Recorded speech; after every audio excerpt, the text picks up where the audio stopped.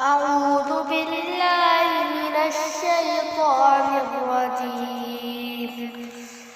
بسم الله الرحمن الرحيم. الحمد لله الذي أنزل على عبده الكتاب ولم يجعل له عوجا قيما لينذر بأسا شديدا من لدنه ويبشر المؤمنين الذين يعملون الصالحات أن لهم أجرا حسنا ماكثين فيه أبدا وينذر الذين قالوا اتخذ الله ولدا ما لهم به من علم ولا لآبائهم كبرت كلمة تخرج من أفواههم إن يقولون إلا كذبا فلعلك باخع نفسك على آثارهم إن لم يؤمنوا بهذا الحديث أسفا إنا جعلنا ما على الأرض زينة لها لنبلوهم أيهم أحسن عملا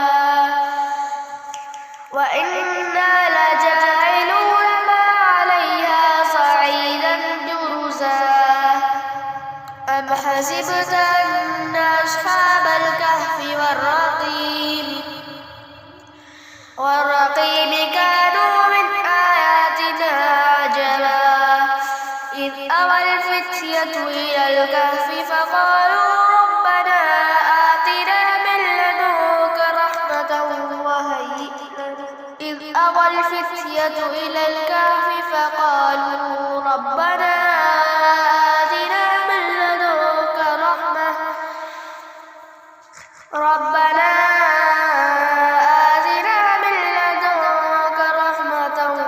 وهيئ لنا من أمرنا رشدا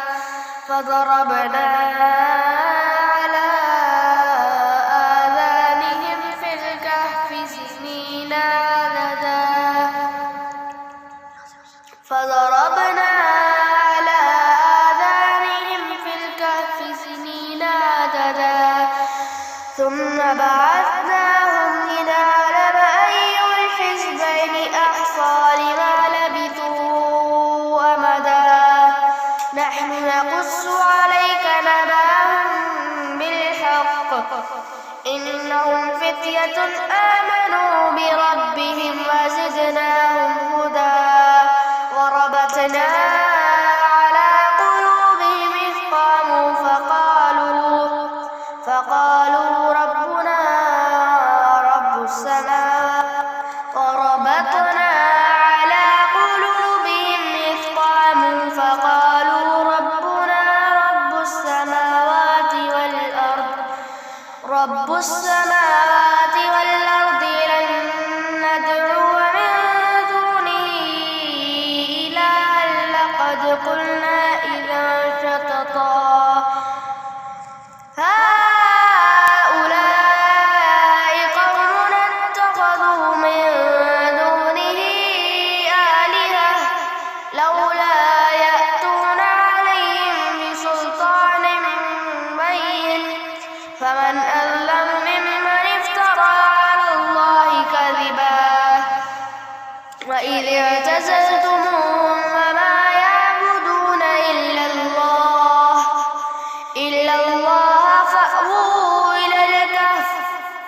فأووا إلى الكهف ينشر لكم ربكم من رحمته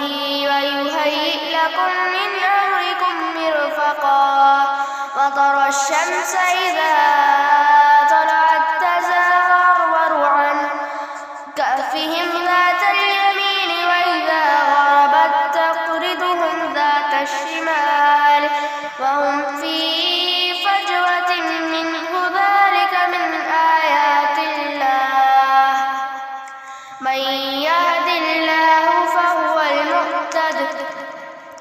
ومن يضلل فلن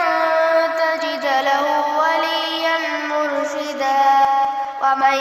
يضلل